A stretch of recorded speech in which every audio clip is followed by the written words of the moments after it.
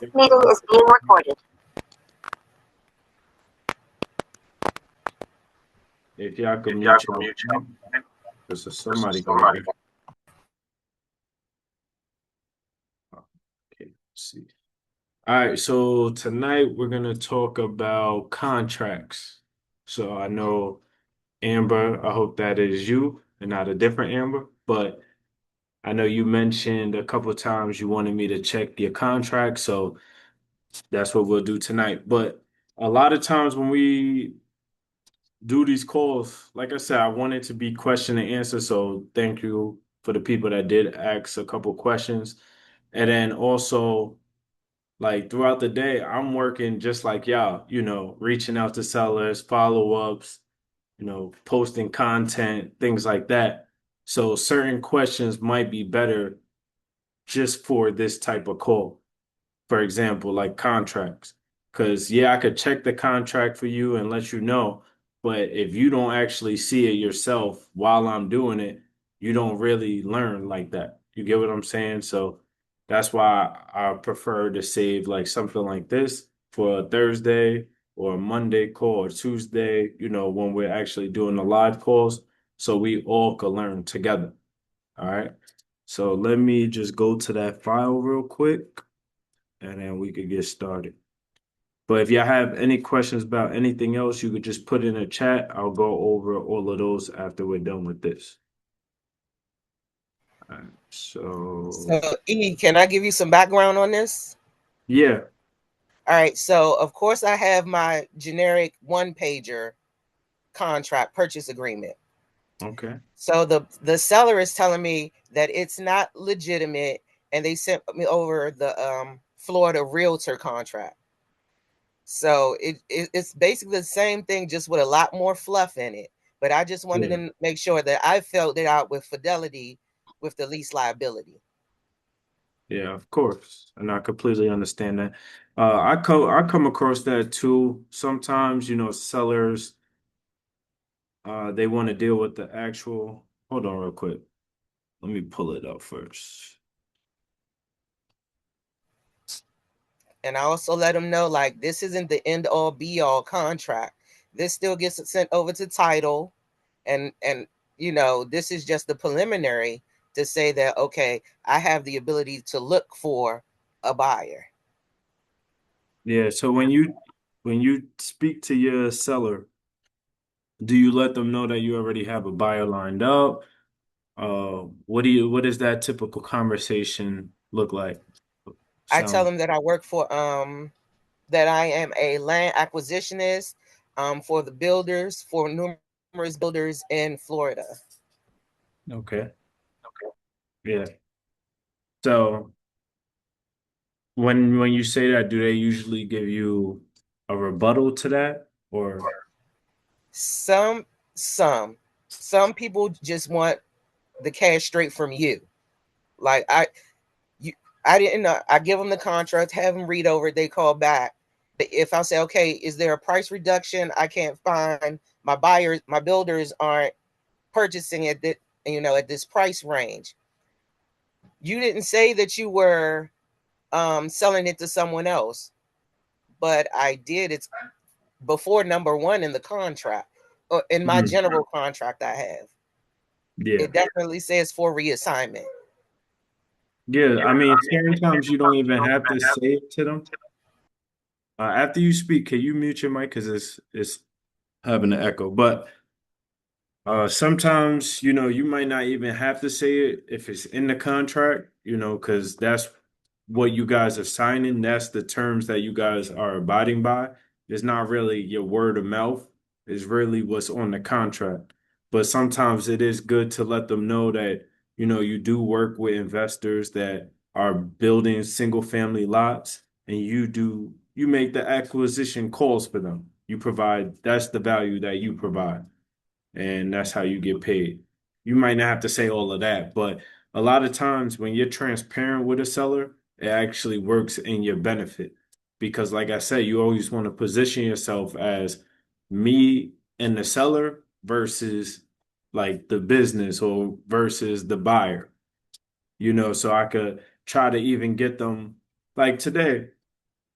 Uh, it was a wiki-washi lot. I sent the contract. It didn't get signed yet. He said that he will sign it tonight. Hopefully he does. But it was a situation where everybody was offering around, low 40s. I offered a little bit more, because the price went up. The price went up to 50,000 in Royal Highlands, below Centralia.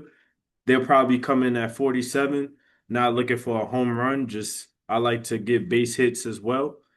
And when I was speaking to him, I was just transparent with him. Like, listen, I know everybody's at this price. Let me speak to my manager. Let me see if I could boost it up, 1,000 or 1,500. But if I can do that, can you meet me at this price? We're also going to pay the closing costs. And then we did get 2 deals assigned. So I know what the closing date will be once we sign it too. So instead of saying, oh, it'd be 30, 45 days, I gave him the actual closing date. Like, listen, if we sign, within the next 24, 48 hours, we'll be able to close by, January 12th of next year. So that also sounds appealing to him. And, that's what allowed him to give me his email so I could send him the contract. But that's what you got to do as well. Like just kind of be transparent. Let them know like that you work with investors, you do the calls, you help their business by, finding them the deals, and they build single family homes to better the community. So that's usually what I say. But every, conversation I might say a little bit different depending on the person I'm speaking to too. Sometimes you might go with a seller that doesn't understand anything, so you may have to talk slower. You may have to explain the process more in details. And then some people, they own 10, 15 lots. They know the deal. They know what's going on. And sometimes they trying to trick y'all to see what y'all intentions are. You get what I'm saying? Like, are you going to be honest and let them know what you do? Or are you going to say that you actually build on it? So they understand the game. That's why I feel like most of the time, transparency is always going to work in your favor in this game. Now, with the contracts, boom, you got the seller, you got, and then you as the buyer, you got the address. You want to always put the legal description as well. The SEC, TWP, RNG. I mean, you can put this. They do have it in PropStream in the property details, and then they also do have them in the property appraiser site. You're just gonna kind of have to look for it because every property appraiser site is a little bit different, but they do have them on PropStream. Can you Uh, explain those acronyms? so I don't really know what they mean, but I could show you using this slot where it would be at on PropStream. So I'll do that. I'll go to PropStream real quick. I'm Just sorry, I'm a teacher, no, so you're I like good. that stuff all the way. That's what we got these calls for. But let me go to it real quick. Share my screen.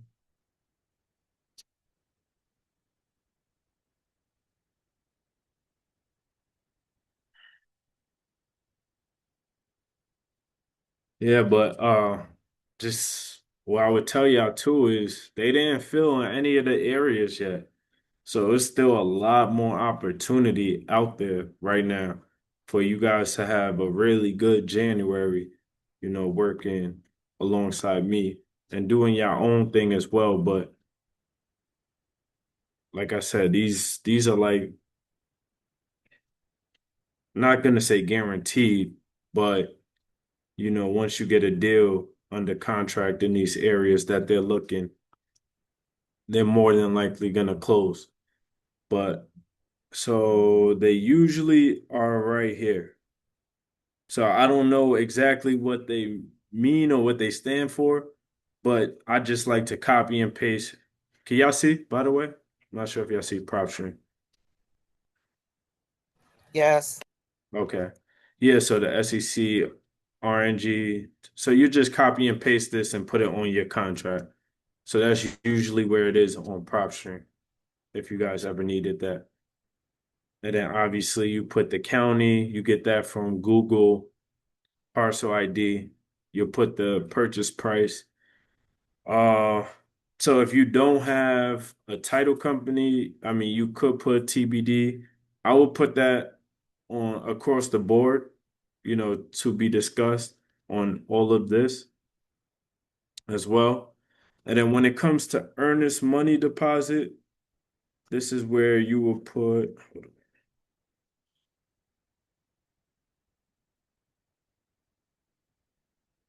so you'll put your earnest money deposit right here. So let's say you was doing 500. I usually leave this blank unless you have, let's say you don't have a buyer. I would say put like, 10, 15 days, just to give you enough time. Because if you do leave it blank that says 3 days, not, I'm not saying every seller checks for earnest money deposit, like calling title companies or following up with you, X, and where's the earnest money deposit. But some of them may do that. So just be aware of that as well. If they're usually the sellers that are like on me, I usually feel like something's wrong with the lot, right? So I like to always ask them, have you been through this process before?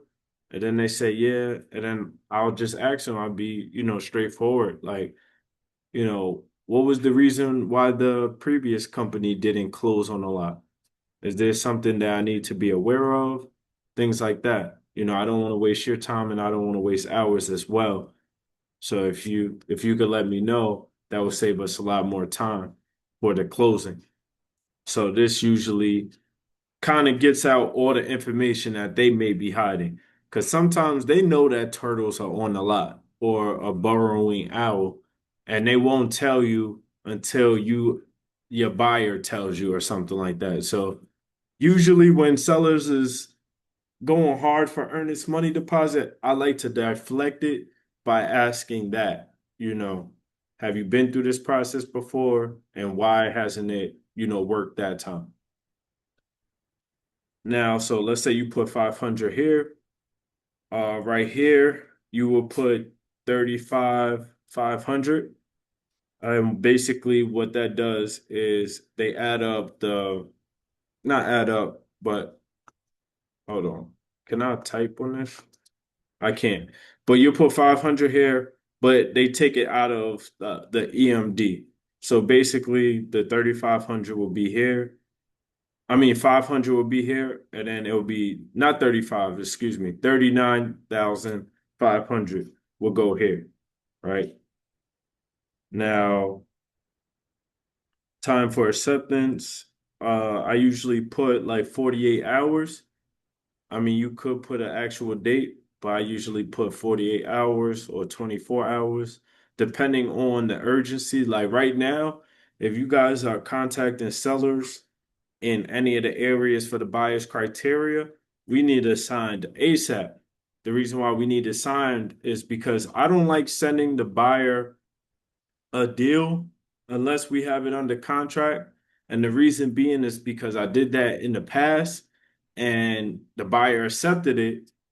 And then when I reached back out to the seller or JV partner, the seller decided, oh, we got a better offer or we don't want to sell no more. And now the buyer's like, I had my team do due diligence, drive by the lot or whatever the case may be.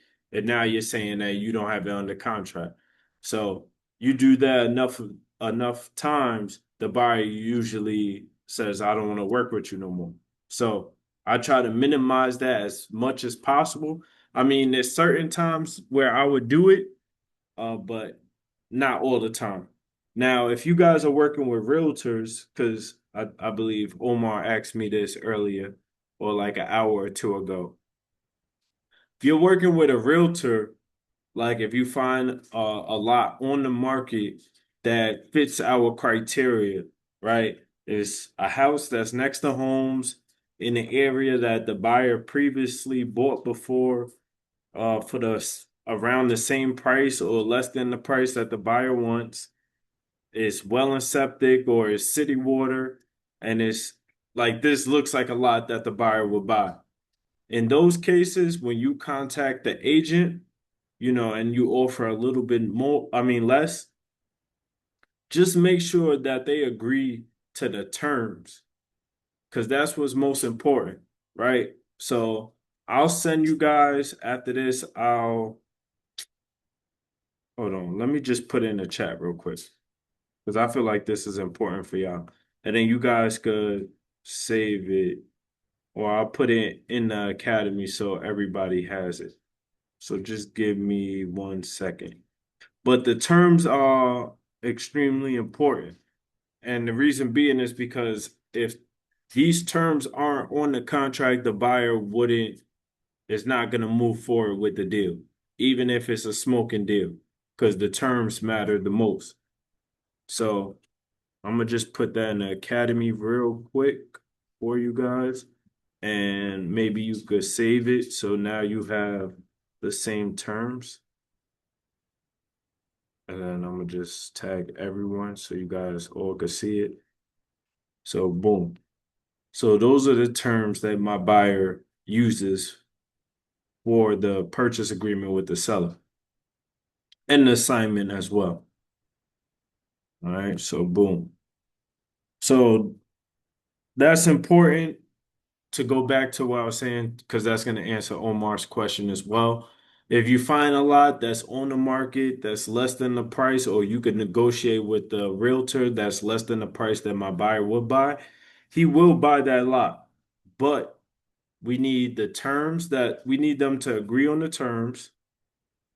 Also agree to the earnest money deposit, which is 500 or 1,000, no more than 1,000. They won't do any more than 1,000. So earnest money that, and then proof of funds. The buyer is not going to give me proof of funds. So if a proof of funds is a deal breaker for them, then we're probably going to have to pass up on that deal as well. Just because some of these lots be a lot more than, and y'all know me, I don't really hold US dollar as much, right? I buy assets. So those would be the three things. Now, if they agree to all of those, I'll send it to my buyer, see if he agrees to it first. And then if he agrees, then we'll send it, write the contracts with the realtor, things like that.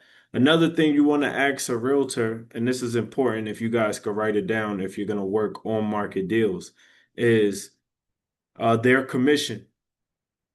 Just ask them, is the seller going to pay your commission, or are you expecting us to pay the commission?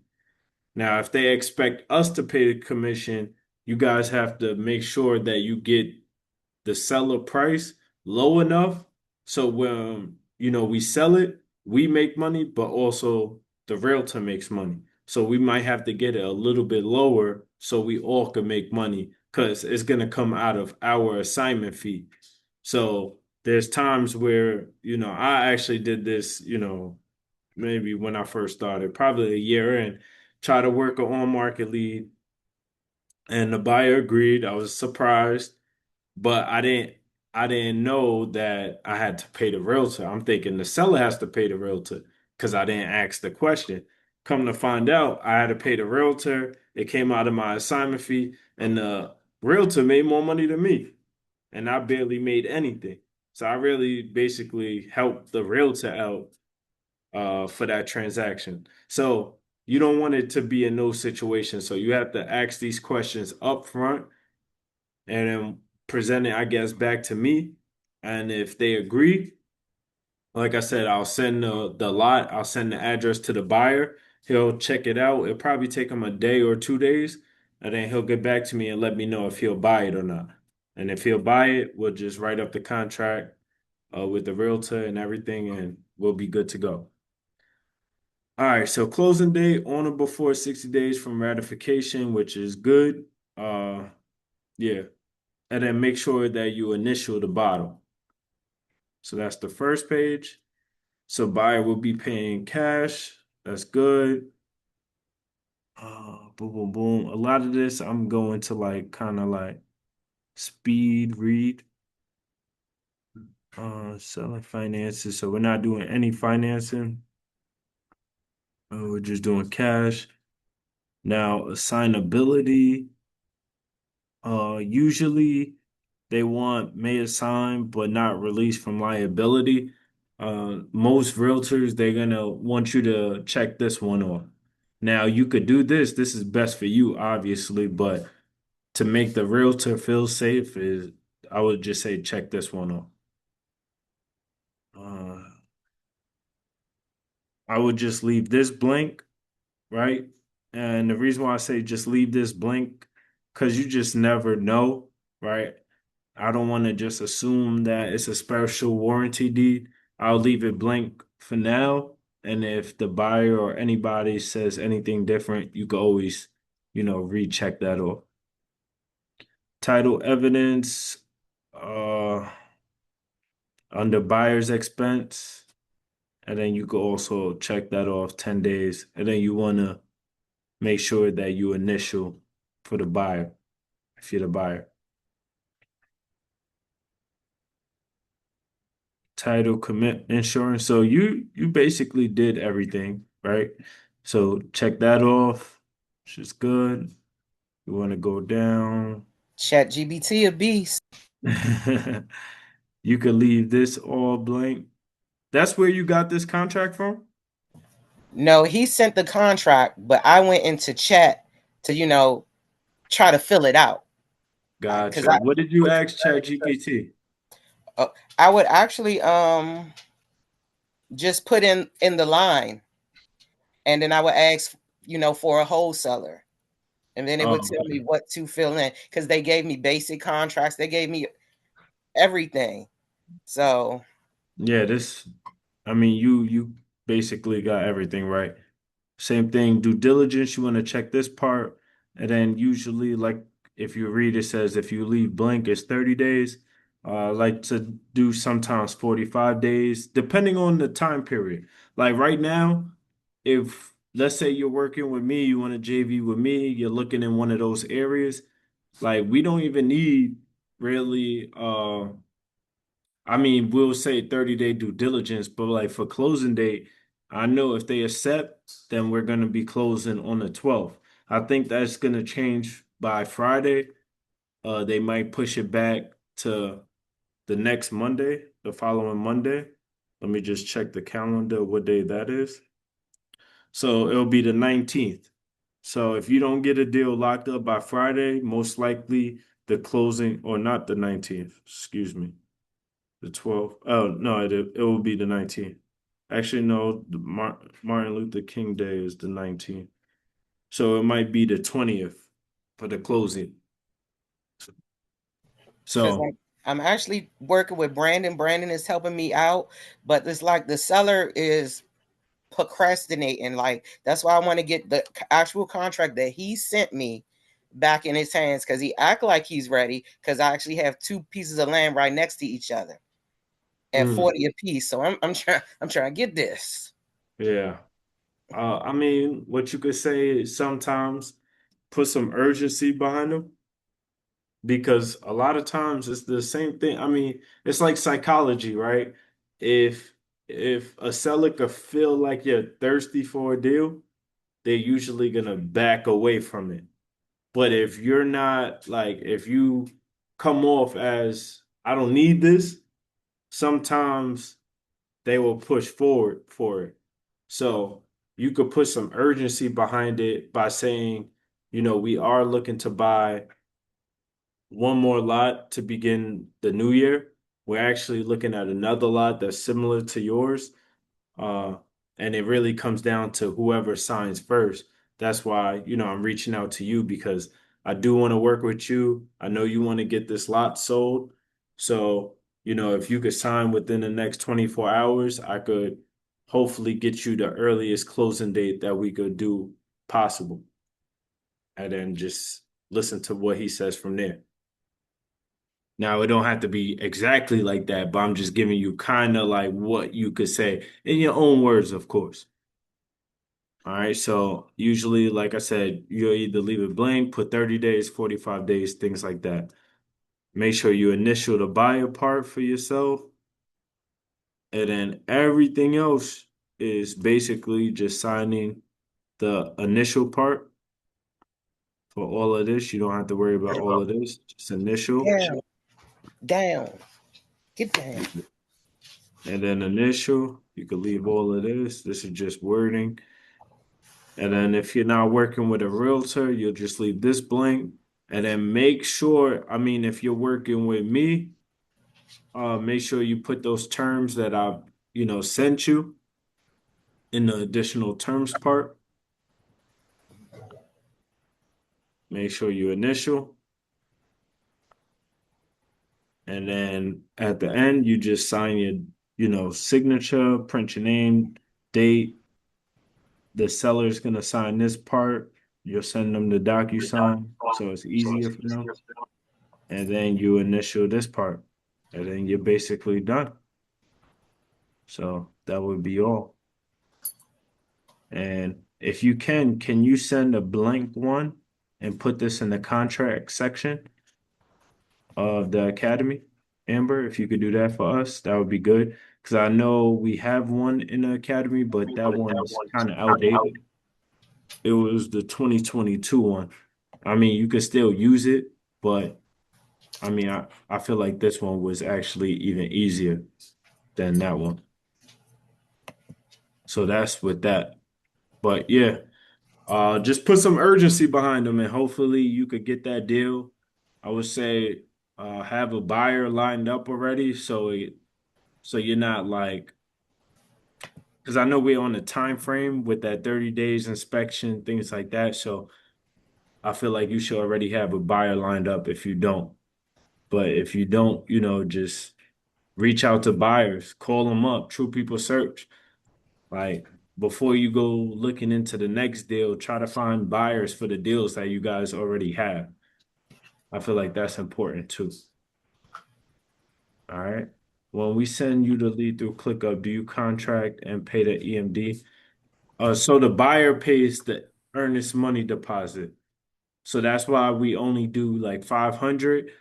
And if the seller is pushing like, oh, we have to do more than 500. The most we could do is 1,000.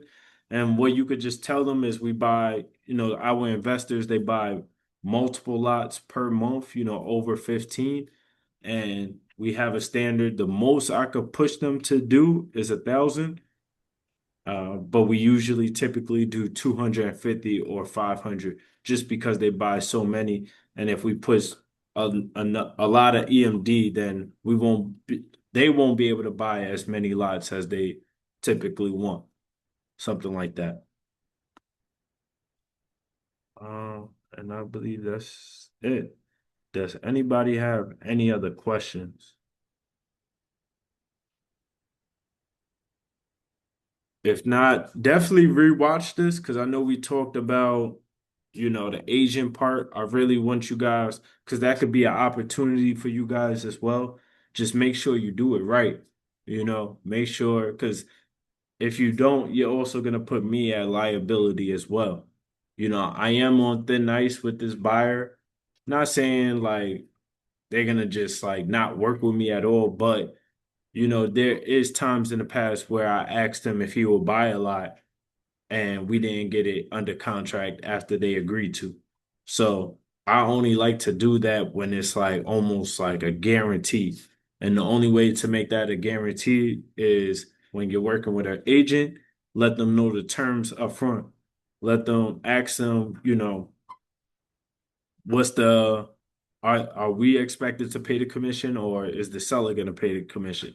If we're expected, negotiate the commission price. Nothing over 3%, if possible. I mean, if it's a smoking deal and we have to do 6%, I'm okay with that as well. But try to get them at 3% or lower for that. Because that's usually what I pay agents, 3%. So and then what else? What else? What else? What else? The terms, the EMD as well. We can't do anything over 1,000. Our standard is 500, but if they're pushing, you do have wiggle room where you could say 1,000. But the standard is always 500. All right. And if they, like I said, if they negotiate, you do have wiggle room to go up to 1,000, but we can't do more than 1,000. So if all of those line up and you find something on the market and the agent agrees to all of that, then you could let me know. I'll present it to my buyer, the address, they'll look it over. If they agree to it, then we could send the seller or the agent the contracts for them to sign. And, hopefully they could sign within 24 hours because, like I said, the buyer be on my back pocket, once he agrees. So I don't want that to happen. Now, on the seller side, if there is no agent and you're direct to seller, I really don't do that, like present it to the buyer unless it's under contract, because I feel like it's safer, at least for me, to cancel a contract with a seller than to, you know, kind of lie to my buyer. I only work with the seller once. I work with my buyer hundreds of times, right? So I just want to make sure that everything is good, smooth. So going into this next year, we get criterias every single month. And like I said, this is like the template into land flipping, right? The fundamentals to me. These areas is always going to be here in the game, right? So as long as you did some marketing in these particular areas and you got some leads, you could eventually make money with me, just working these leads. So just like this should be your template. This is your beginning stage. This is like your stepping stones as a land flipper. And then after you close a couple deals, you can still work with me, but do your own thing as well, right? I don't want you to be reliant on me at all. I do want to close some deals with y'all so you could get the basics, get your feet wet, make a couple thousand, get that confidence going. And then eventually, you're still working with me, but you're also doing deals yourself. And this is how you could, get out of that 9 to 5. Because if you could close, let's say 2 deals a month with me, let's say on average, you're making 3 or 4K a month with me, right? Now, you may get a deal or two yourself, but let's say you get one deal yourself. That's another 3K a month. That's 6K a month, you know, JVing, doing your own thing. And then you never know. You get good, you start posting your deals, people in the group is gonna notice that. Now they're gonna want to work with you. They're gonna bring you opportunities. Now you might close another 2,000 with somebody in the group. Now you just made, 8,000 a month without having to put so much energy behind it, because you're also working with people. And that's usually what I do. I try to close, 2 to 3 deals with you guys, but I try to close, 2 to 3 deals myself or more. Uh, and then, as well as doing everything else I'm doing. And then at the end of the month, it adds up, right? And then from there, that's where I buy my investments, buy the Bitcoin, and then just keep, recycling that process. So you guys could do the same thing. Of course, it's going to take you, you have to water that seed. You have to start from somewhere. But I started from zero. Everybody I taught that's doing this, that made 6 figures, they all started from zero. So, you guys are in the right place. You just got to keep showing up, keep following up, keep on these sellers' necks, get better at the urgency, like certain things that you say to a seller. A lot of this stuff is repetitive, and I'm sorry, I know my laundry is loud right now. Not sure if y'all can hear, but it's bothering me. But um, a lot of the conversations is repetitive. So like that urgency play that I was just talking to Amber about, that's something that you guys should, practice or have in your back pocket. So because you're gonna go through that situation again. So a lot of the situations that you're going through now, you're gonna go through them again in 2026, but now you're going with more experience. Now you know what to say when the seller says this, or they have an objection about this, or they ask about EMD. You know exactly what to say. And when you know exactly what to say, that's when conversations become smooth. But if y'all want to stay on, I actually want to do a couple follow-ups, so maybe you guys can hear me call a couple sellers. I have one question before you start that. Yeah. How do you feel about a separate sheet? Because I think Clarence is our contact down in Florida, and he sent me a MLS agreement to attach to the contract. How do you feel about that? Because what's the other? Brandon said that it might cause friction. I'm using all my contacts. I'm telling you. What you mean? So Be a little it bit was more specific. it was a whole separate sheet. It's like the agreement to be able to assign on the MLS, to put up on the MLS. Yeah. Even though they already have the assignable part in the contract, he sent me a whole extra sheet to attach to the bottom half to say, okay, I can put it on the MLS. Like, Gotcha. is the extra sheet necessary? Oh, it could work in your favor, but it also can't. And I'm gonna be transparent because that's what Please. I used to do. I used to just put that in my contracts, but a lot of these sellers know what we're doing too. So if you put that and then they see it, they automatically assume that you're gonna put it on the MLS and then they're not gonna sign the contract. So you don't want to go through those situations as well. So in those situations, if I didn't tell them that I'm putting it under on the MLS, I'm not gonna put that on the contract as well. You get what I'm saying? I'm only gonna put or talk about the MLS if I don't feel certain that I could sell this deal. Mm-hmm. Like for acres, for example. Those are the only really type of deals or land situations where I will put that on the contract or, attach that to the contract. Because at that point, I don't really have a buyer per se that will just outright buy the land.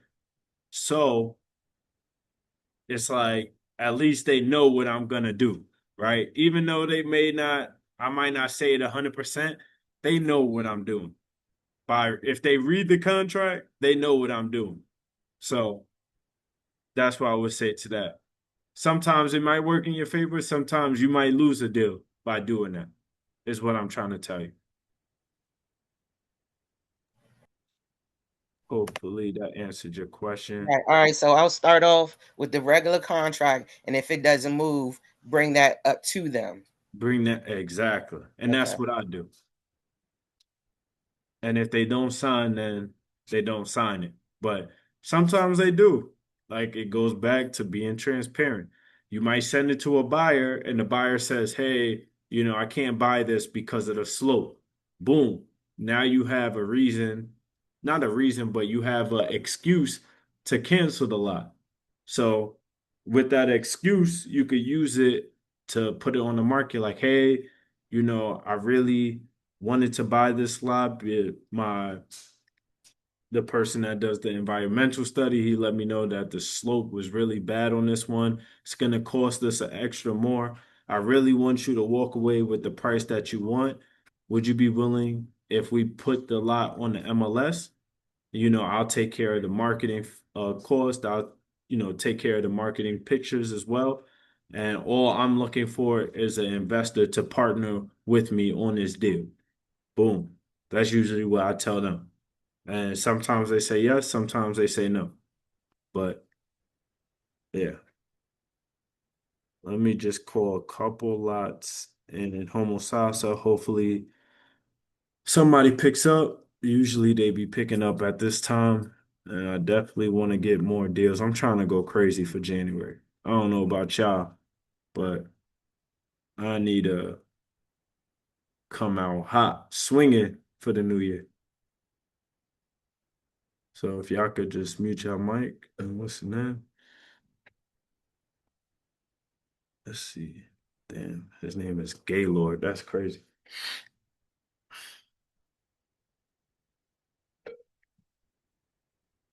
Which is why he's unavailable to take your call. Please leave your name and number, and he'll get back to you as soon as possible.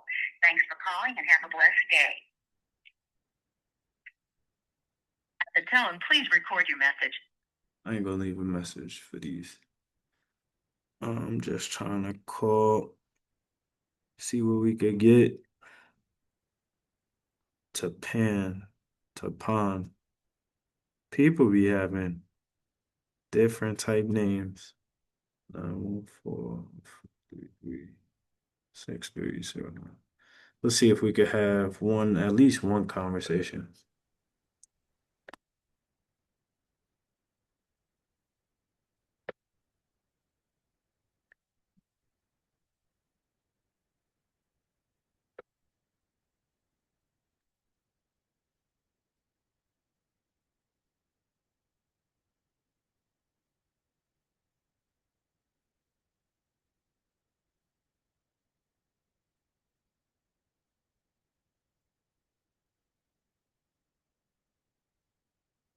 Please leave your message for 9. Who's next? Dry Pete's. Let's call this person.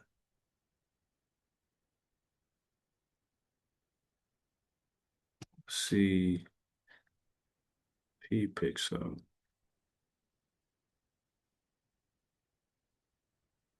Actually, no.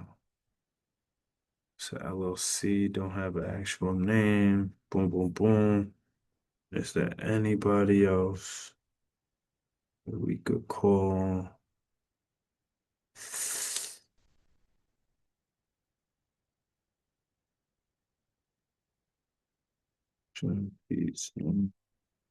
Let's see, Pagoda. Paula.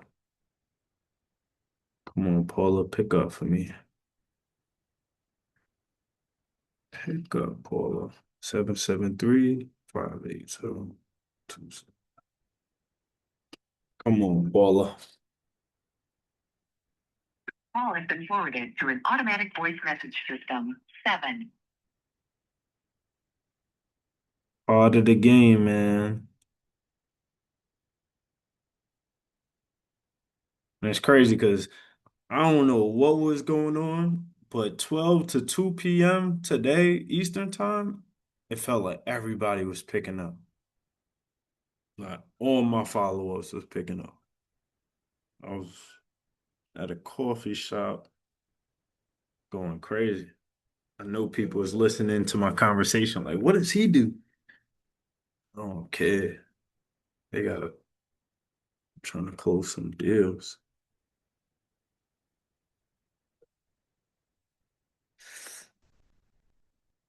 Hi, you just reached Sam. Leave me a message on the action in a second. Pick up y'all phone. I'm trying to help y'all out. All right, let me see. Selling both lots. How much price offer for both? Oh, this would be nice. This would be nice. Daniel, so all right, let's call Daniel. Let's call Dan.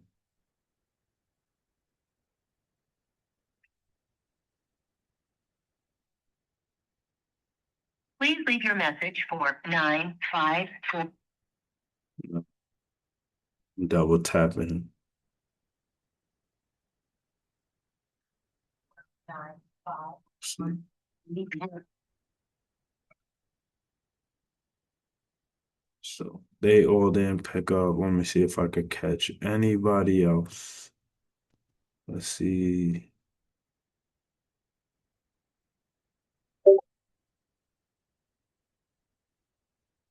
See this person.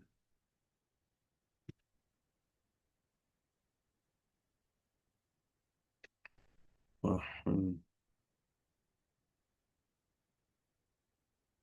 Hi, if you record your name and reason for calling, I'll see if this person is available. My name is Elijah. I'm calling about land in Spring Hill, Florida.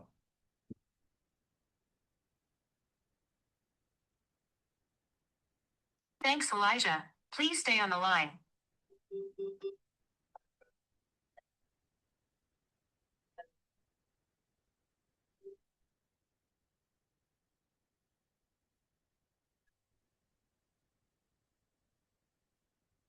Wow.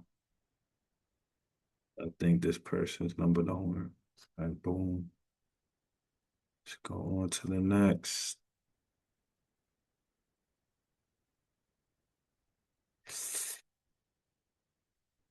The next person we could call.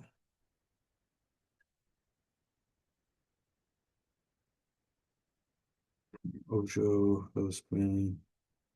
Okay, yeah, this person. Old Squaw. I don't know if I'm pronouncing it right, but we shall see.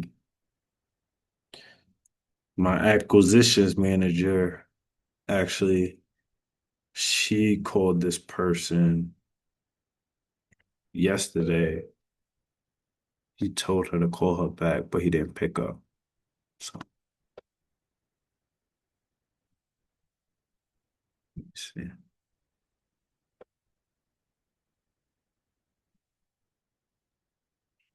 If you reach the cell phone from Michael Hernandez, I'm not able to take your call at the moment.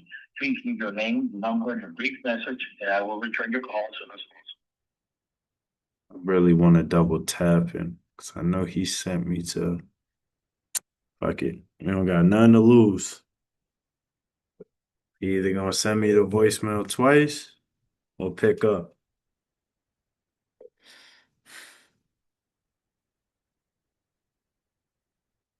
If you reach the cell phone from Michael Hernandez, I'm not able to take your. Gotta keep shooting. Boom, boom. Let me see. Well, we got 5 more minutes. Let's see. This was actually one of you guys' leads. If I do get it, I'll still hit you up and we'll work it together. But let me give them a call and see if they'll pick up.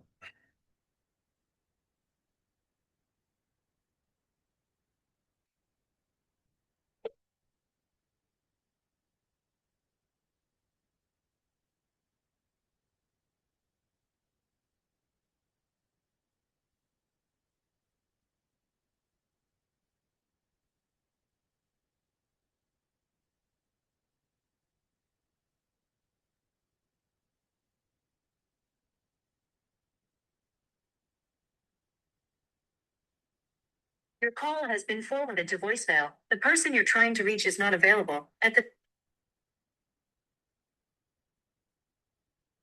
Let's see.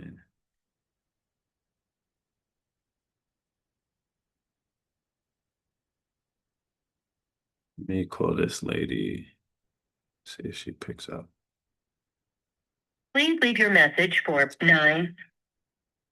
Straight to voicemail. All right. Might be all I got right now. Let me just look real quick. Because that's usually what I do Wednesday nights. Wednesday nights is my follow-up session, because I don't do any calls on Wednesday.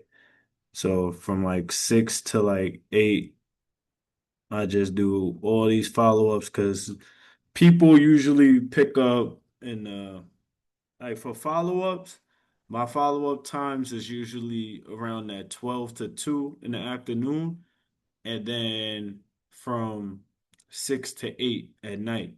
That's usually my favorite times to follow up. Or if I do speak to somebody and they say, call me back, I'll usually schedule that callback time around those time frames because people are usually on break around, 12 to 2, and then they're usually at home around that 6 to 8 or on their way home, depending on the times.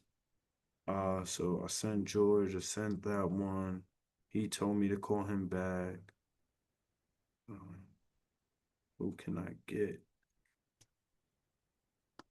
All right. So this is a deal that I'm gonna do a follow-up for the deal that we're working on. I'm not sure if you're in here, Sherilyn. See if I could just speak to the guy and maybe we could get him comfortable and ready to sign. So let's just see if he picks up. Thank you. Filiberto.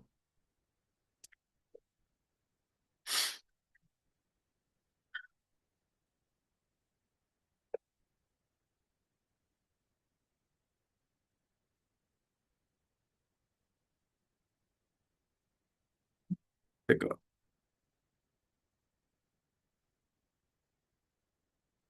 Call has been forwarded to voicemail. The person you're trying to reach is not available. At the tone. Double tap. He got an 813 number. He in Tampa, bro. Pick up. I got a Tampa number.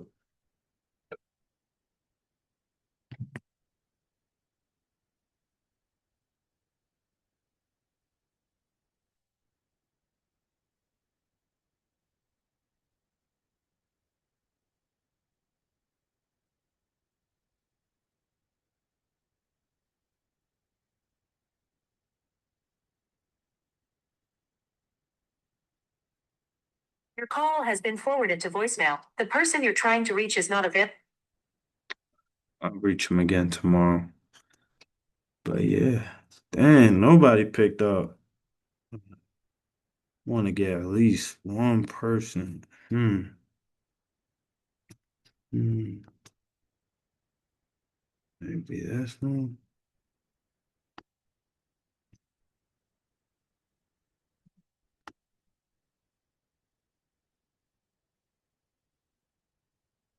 Let me see. Let me see if I could get her to pick up. I'm gonna call this seller as a cold call though. My acquisitions manager was trying to work this deal.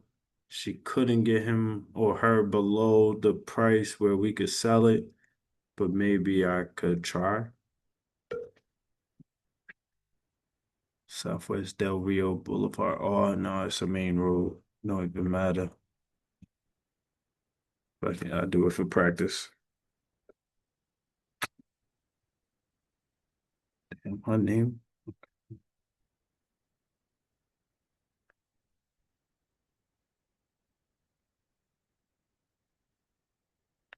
Your call has been forwarded to voicemail. The person you're trying to reach is not available. At the All right, and pick up. This is so y'all see, I go through it too, man. You could speak or call and nobody picks up. And it's crazy because I was calling earlier today and everybody was picking up.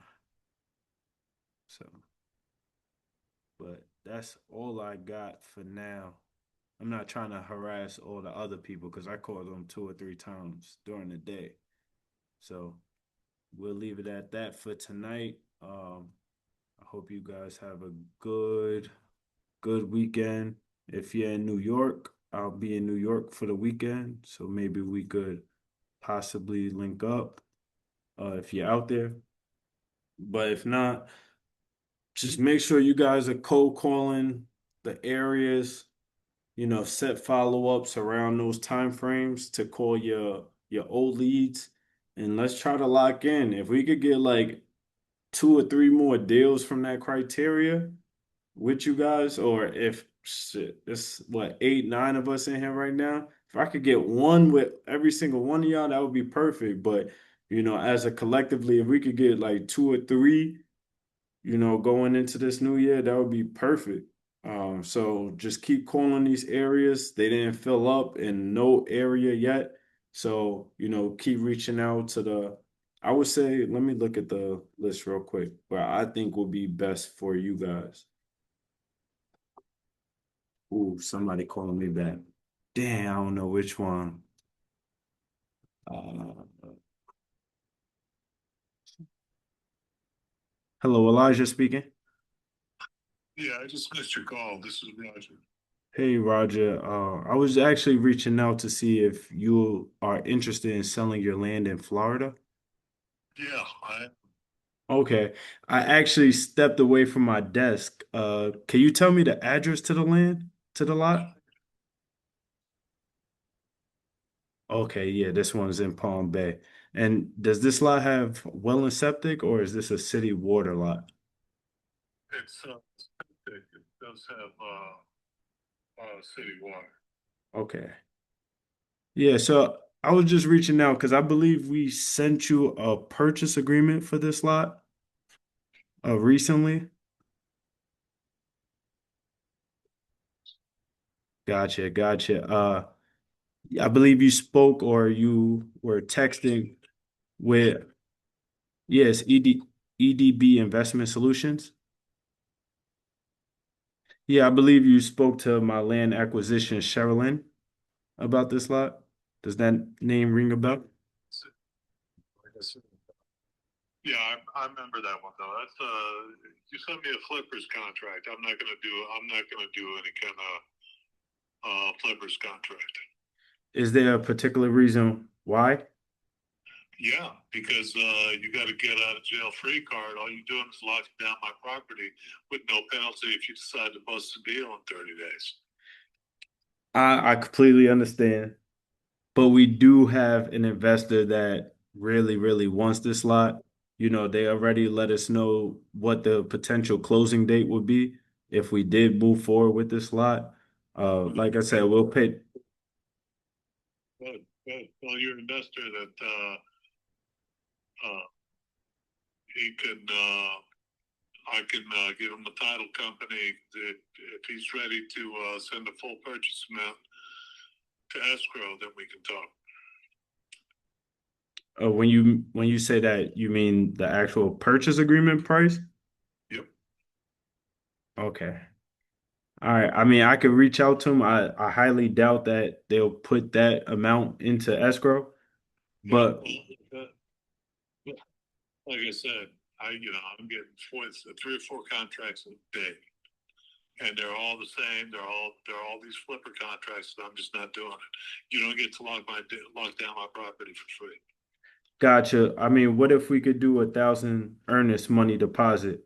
The, the yeah, that would be okay, but your contracts all say the same thing. They all let you out of the thing in 30 days, no matter what. You got to get a jail free card, and the deposit is meaningless. If your contracts were written a little bit better, then I might go for it. But What do you prefer? What do you prefer I put on the contract?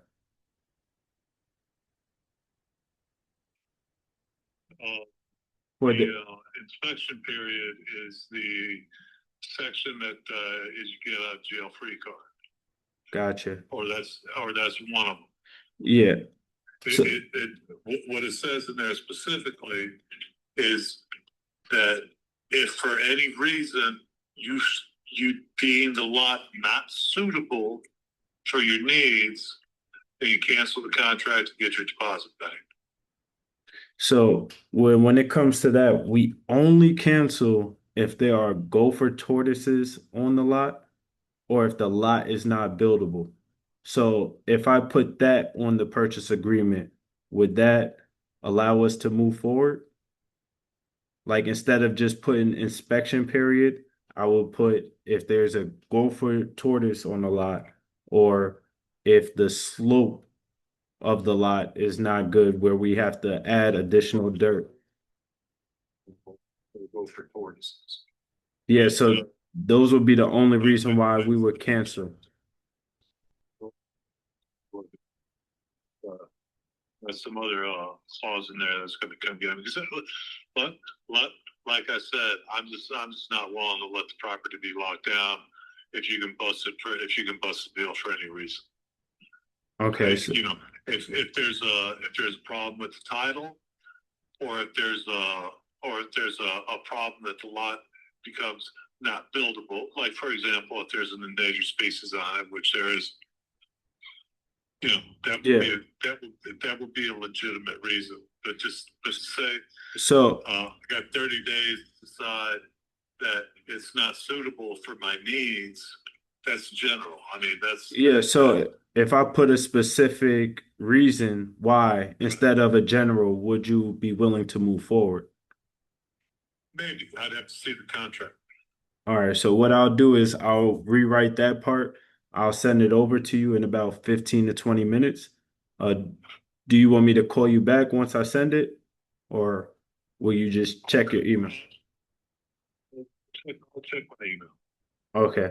Uh, can I give you a call back tomorrow? Yeah, please.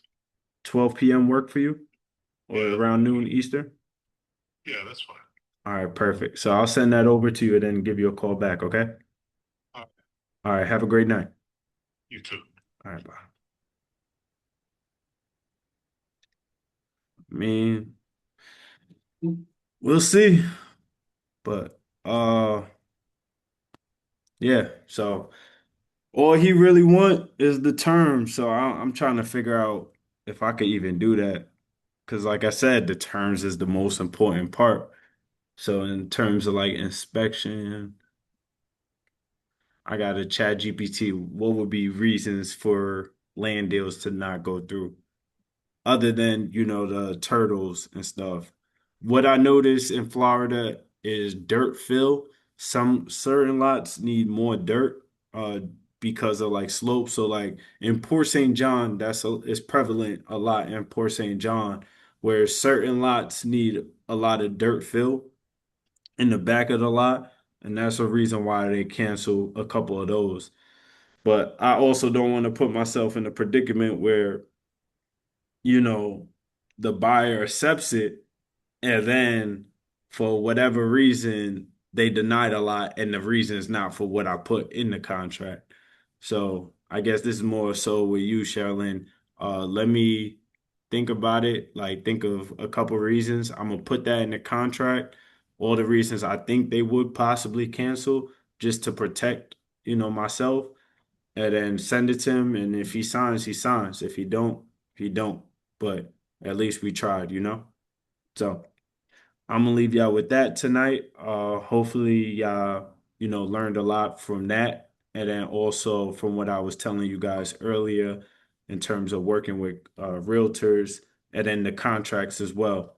Make sure you understand, what to put in the contracts and then copy and paste those terms.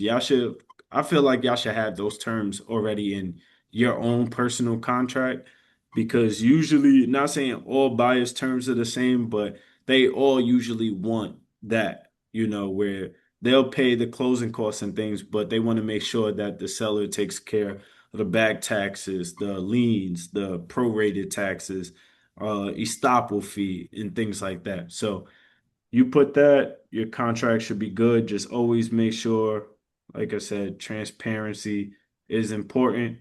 And yeah, go from there. All right. Does anybody have any last questions before I end the call tonight? This was a good call. This was a great call. I actually like them on the Wednesday. Might have to switch them up. But all right. Anything else? Nothing. All right. So make sure you guys. Ooh, that was a good one. It might be a good time to do a Bible study usually on Wednesdays. I might actually include that, you know. Uh, I usually do that right before I go to sleep or right when I wake up. But, we might do that probably once a month and then, hopefully probably do it twice a month or more. I don't know yet, but I'll definitely think about that. All right. But I'm gonna let y'all go. Got to get a workout in, so make sure you guys, lock in. Hit these areas up. The buyer is still looking. I'm trying to get 10 deals with y'all. All right, let's go. Have a good night.